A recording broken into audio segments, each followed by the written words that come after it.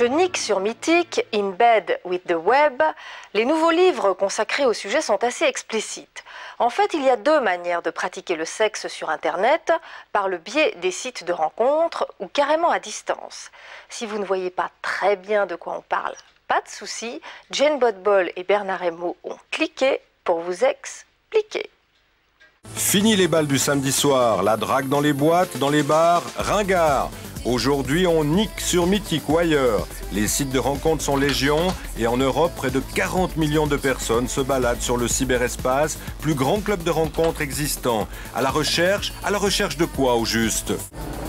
Lewis Wingrow, alias Nick, est un as du cybersexe.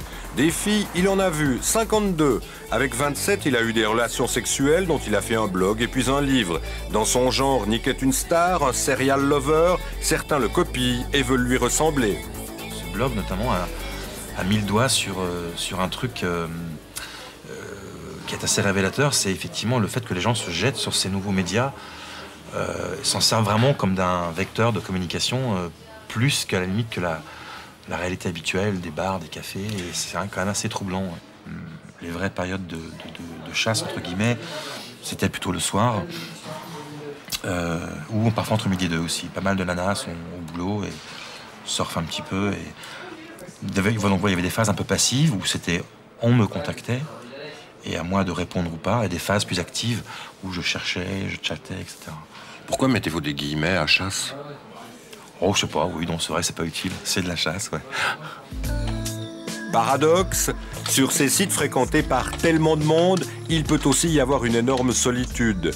Si Nick nous décrit dans son livre une sorte d'année paradisiaque, peuplée de rencontres câlines, coquines, selon ses termes, le bonheur n'est pas forcément au bout du clic.